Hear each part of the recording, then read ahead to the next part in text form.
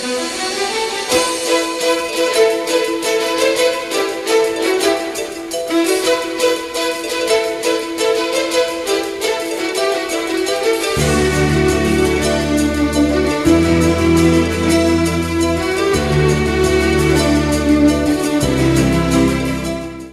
वालेकुम पाकिस्तान। दुनिया भर में जहाँ जहाँ मुझे सुना जा रहा है, देखा जा रहा है एफएम वर्ल्ड पाकिस्तान के चैनल्स के ऊपर, उन सभी को मेरा सलाम। मैं हूँ आपका मेज़बान हफीज़ुर रहमान और आप लोग प्रोग्राम सुन रहे हैं एफएम वर्ल्ड पाकिस्तान पॉडकास्ट। जनाब, मैं बहुत सारे अपने प्रोग्राम्स के अंदर जो है जो इनवाइट करता हूँ गेस्ट को, उनकी खासियत ये होती है कि वो बहुत ज़्यादा एक्सपीरियंस्ड अपनी फील्ड के अंदर होते हैं और मैं कोई नया टॉपिक उनके साथ डिस्कस करता हूँ जो कि हॉट बर्निंग इशू हो।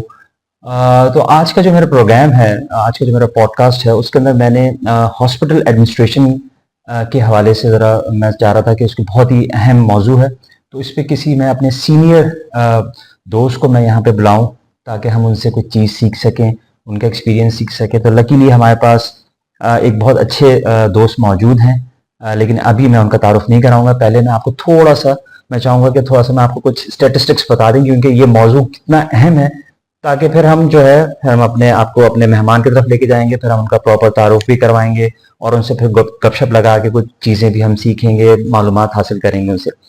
सबसे पहले जो है वो मैं आपको बता दूं कि जो कंपाउंड एनुअल ग्रोथ रेट है 6.6 जो है वो अराउंड 2022 से 2030 तक जो है वो it can reach to $12 trillion by 2027 तक। ये ग्लोबल के हवाले से मैं बता रहा हूँ। अच्छा, बर्नआउट जो इशू है वो अराउंड कोई 63% जो है वो पहुंच चुका है फिजिशियंस के हवाले से। अच्छा, सऊदीया का मैं आपको जो थोड़ा सा मैं आपको बता दूं, हेल्थ केयर का जो बर्नआउट और जो उनके स्टैटिस्टिक्स हैं वो भी मैं आपको बता देता हूं कि उनका जो विजन है 2030 का वो तकरीबन कोई पब्लिक प्राइवेट जो उनकी जो वो है कोलैबोरेशन, उसके हिसाब से वो $66 बिलियन को जो है वो वहां पे इंजेक्ट करना चाह रहे हैं इंफ्रास्ट्रक्चर टेक्नोलॉजी के हवाले से। 70% ऑफ वर्कर्स आर एक्सपेक्ट्रिएट होते हैं, बाहर बैरून मुल्क से आए हुए होते हैं, और टेलीमेडिसिन के ऊपर भी काफी वो तवज्जो दे रहे हैं और तकरीबन कोई 30% एनुअल जो है वो उसके ऊपर अपना इनपुट करना चाह रहे हैं। अच्छा, ये तो भी रहा अभी सऊदी अरब के हवाले से। अच्छा, उसके हवाले से उसके बाद अगर हम देखें पाकिस्तान के हवाले से, तो अराउंड कोई 1.2% ऑफ द जीडीपी जो है वो आप समझ लें कि वो पाकिस्तान स्पेंड कर रहा है अपना हेल्थ केयर मैनेजमेंट के ऊपर। अच्छा, इसके अलावा जो है वो कोई अगर डॉक्टर पेशेंट रेशियो भी कोई इतना खास नहीं है, इसमें जो है वो हमें इम्प्रूवमेंट की जरूरत है। अच्छा, अब आप सोच रहे होंगे कि मैंने सऊदी अरब के हवाले से मैंने क्यों इतना डेटा मैंने गैदर किया और मैं क्यों कंपेयर कर रहा हूँ पाकिस्तान को सऊदी अरब के हवाले से, क्योंकि मेरे जो आज की जो मेहमान हैं वो उनका तकरीबन कोई अराउंड 16 साल का जो एक्सपीरियंस है वो सऊदी अरब के अंदर गुजरा है as an HR manager in medical hospital के अंदर उनका जो है वो तजुर्बा रहा है। और यहाँ पे लास्ट 4 ईयर से पाकिस्तान के अंदर भी बहुत अच्छे लीडिंग हॉस्पिटल्स के अंदर उन्होंने सर्व किया है।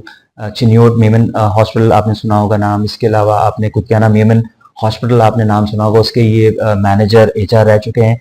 आइए हम उनको खुशामदीद कहते हैं सलमान नूर साहब को। सलमान साहब कैसे हैं आप? खैरियत से ठीक ठाक हैं? हाँ, बहुत बहुत शुक्रिया आपका। अल्हम्दुलिल्लाह मैं बहुत ठीक, और बहुत बहुत शुक्रिया आपने अपने पॉडकास्ट में मुझे इनवाइट किया, और इंशाल्लाह और लोगों को मजीद इंशाल्लाह। बहुत शुक्रिया सलमान साहब, आपने जो है टाइम निकाला, और मैं चाहता हूं कि आपके पास जो 20 साल से ज़्यादा का जो आपके पास जो तजुर्बा है, उससे कोई हमारे नौजवान जो है वो कुछ चीज़ सीखें और अपने करियर के अंदर एक्सेल करें, या पाकिस्तान की जो इस वक्त सीनियर मैनेजमेंट है, इस वक्त जो डिसीजन मेकर्स हैं, उनके लिए कोई मैसेज, कोई चीज़ आप अगर कन्वे करना चाहें अपने ड्यूरिंग दिस पॉडकास्ट, तो वो आप उनको पहुंचा सकते हैं। बिकॉज ये जो हमारे पास फैसिलिटी मौजूद है, इस फैसिलिटी का मकसद हमारे पास सिर्फ ये है कि हम कोई अच्छी चीज़ कन्वे कर सकें और हम अपने हुक्मरानों तक ये बात पहुंचा सकें, ताकि वो उसके ऊपर कोई अमल कर सकें। बिल्कुल बिल्कुल। अच्छा, सलमान साहब, थोड़ा सा पहले ये हम अपने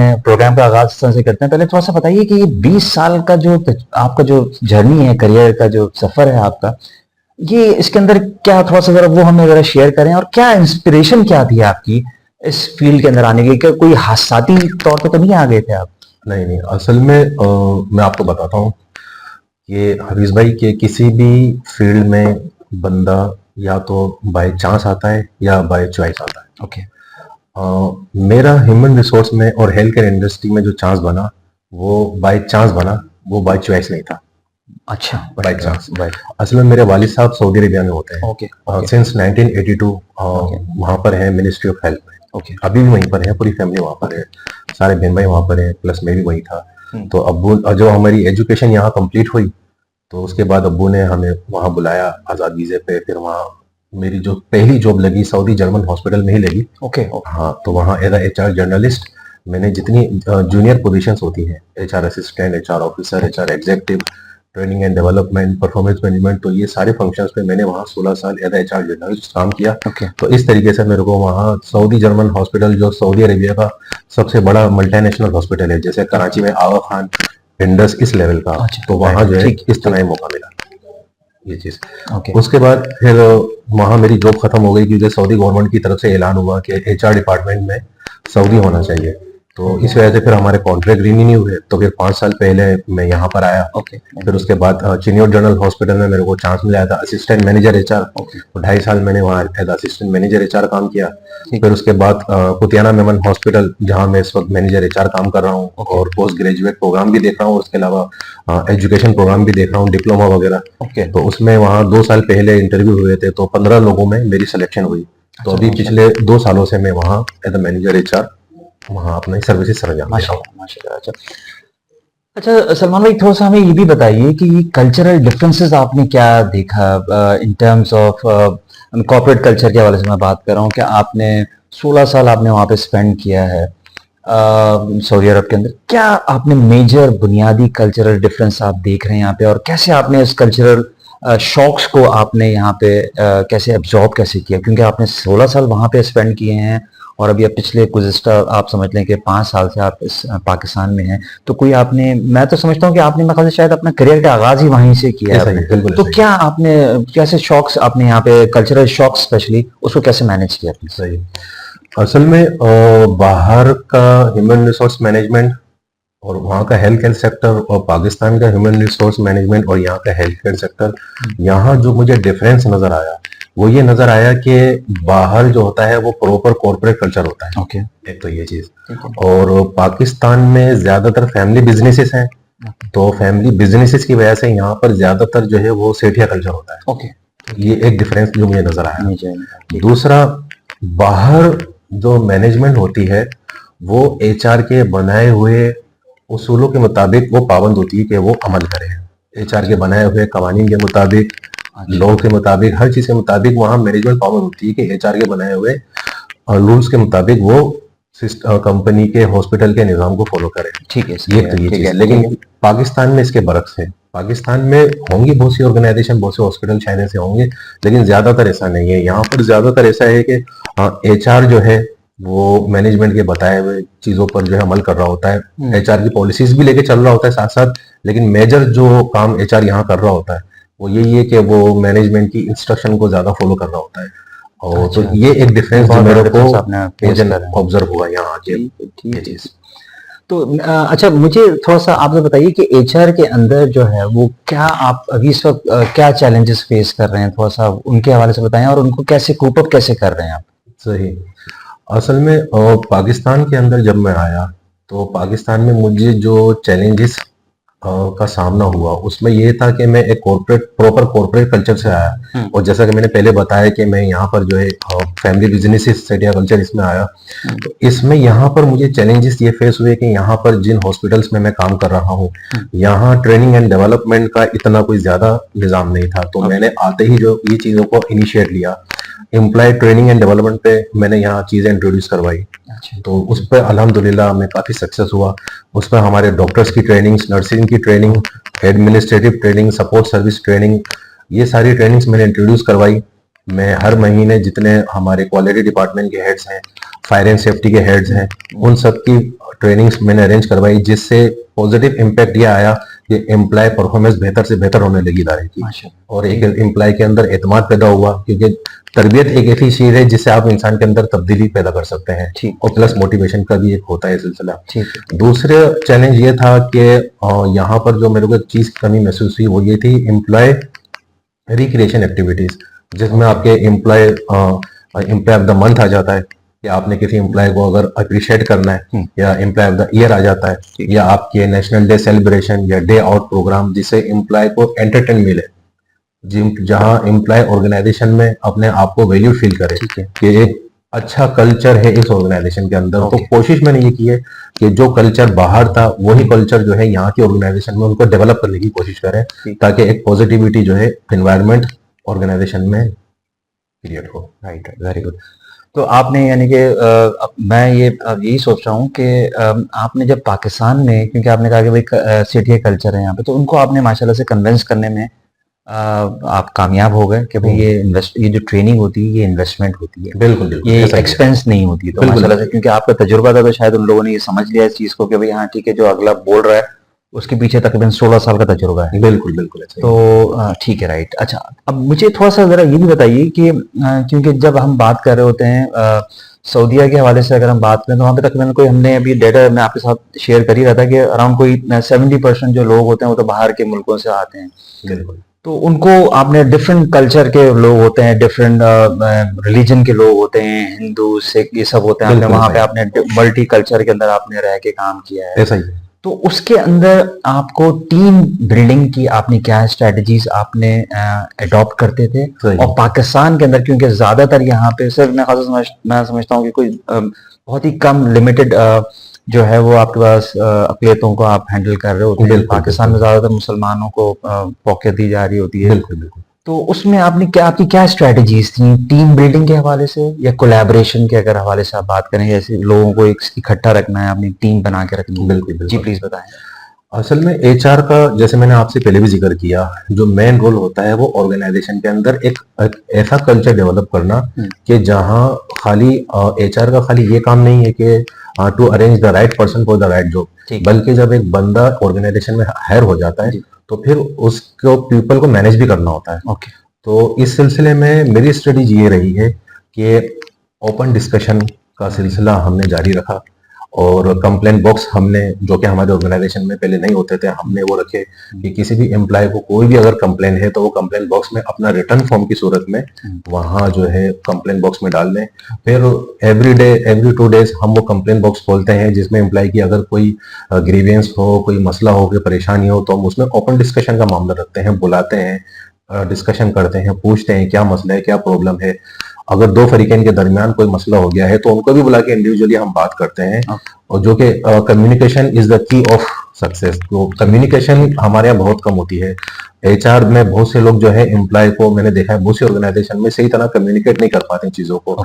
तो मेरा टॉप फोकस शुरू से यही रहा है कि हम किसी भी एम्प्लॉय को अगर कोई इशू हो रहा है तो हम उस इशू को प्रॉपर कम्युनिकेशन के जरिए हम हल कर सकते हैं।